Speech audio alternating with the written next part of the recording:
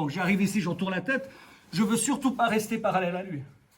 Je veux faire une distribution de poids où j'ai 60% de mon poids ici. Maintenant, s'il veut me retourner là-bas, ça va être beaucoup plus compliqué. Donc quand j'arrive ici, j'entoure sa tête. Naturellement, je fais de l'espace. Maintenant, s'il veut me retourner là-bas, là, j'ai un meilleur contrôle et ça devient plus compliqué pour lui. Je suis déjà là. Il va essayer de faire son fameux pont. Et là, j'ai déjà fait la distribution de poids. Et maintenant, depuis ici, je veux rentrer ma main dans cette manche.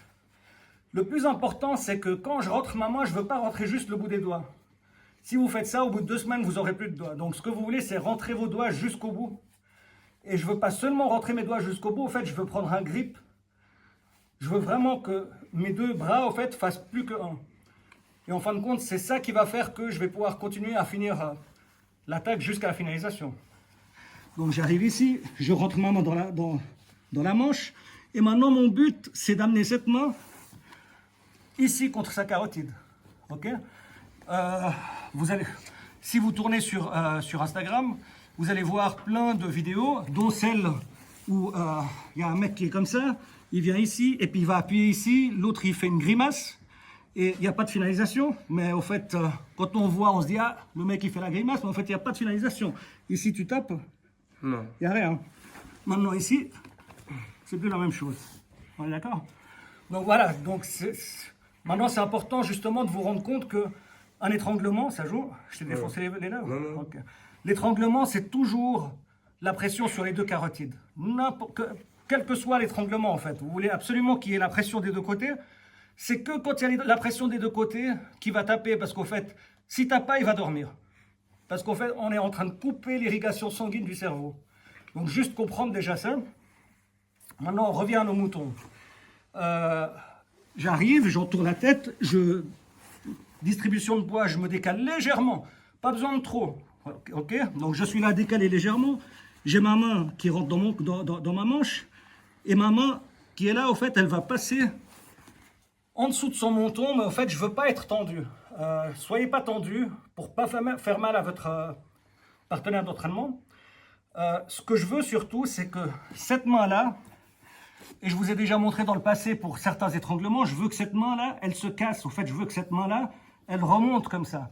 C'est ça qui va vous permettre d'avoir assez d'espace pour passer votre main ici, sans lui faire mal. Si je suis tendu ici, là tu sens qu'au fait, je suis en train de pousser sur ta carotide, sur ta pomme d'Adam, pardon. On est d'accord? Maintenant, je casse mon poignet et regardez, ma main, elle passe naturellement, elle est déjà de l'autre côté.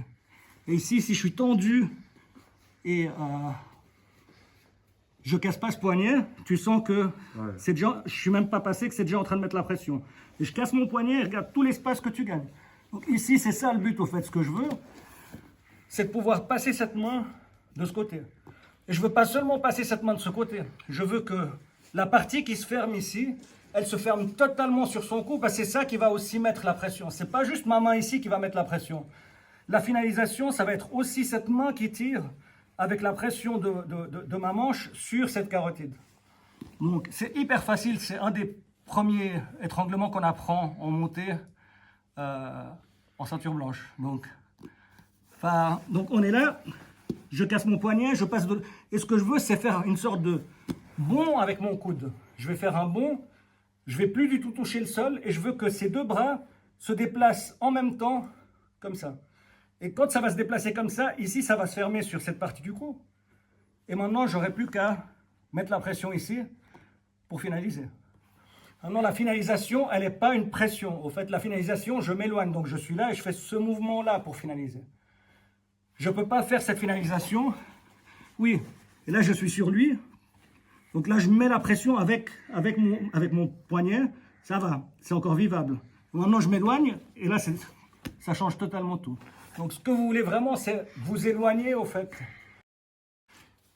Une des dernières choses encore, quand vous allez faire l'étranglement, donc là, maintenant, j'ai passé ma main. Maintenant, je suis de nouveau parallèle à lui. Vous voyez ce que je veux dire? Donc, maintenant, il peut me renverser, au fait. Il peut faire le fameux pont et me renverser. Et là, je le finis de dessous quand même. Le truc, c'est de ne pas lâcher. Ça joue? Ouais. Tu vois que ça marche. Ouais. Le truc, c'est justement de ne pas paniquer, au fait. Ce qui arrive souvent, c'est comme l'Americana, quand le mec il tend son bras, et puis on va pour attaquer la clé de bras pour finir parce qu'il a tendu son bras. Il ne faut pas paniquer et tout lâcher.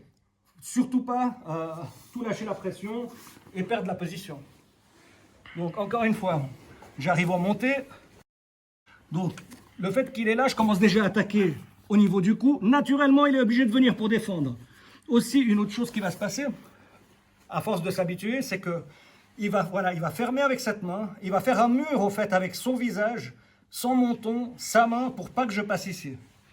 Deux choses. La première chose, je veux pas passer avec ma main, avec les doigts comme ça. Pourquoi? Ici, mes doigts, ils sont fragiles. Donc je ferme. C'est comme une flèche au fait qui va rentrer. Au fait, là, je vais pouvoir forcer tout ce qui est en face de moi, je vais pouvoir le forcer. Deuxième chose, je vais utiliser ma tête pour pousser sa tête. En fait, je vais utiliser ma tête pour pousser sa tête et rentrer cette main. Maintenant, quand il va revenir en arrière, ma main, elle est déjà dedans. Donc j'arrive, il a sa main qui est là, sa tête, il bloque tout. Donc là, je pousse avec ma tête et je ferme mes doigts et là, je rentre ma main. Et maintenant, je suis déjà dedans. Là, il n'y a plus qu'à s'éloigner. En général, j'aime bien finir ici avec ce pied ouvert. Je suis là, en fait. Je suis ici. Et ici, il ne peut pas me renverser.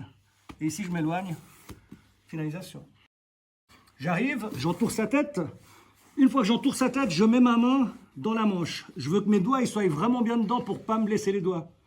Deuxième chose, je prends un grip.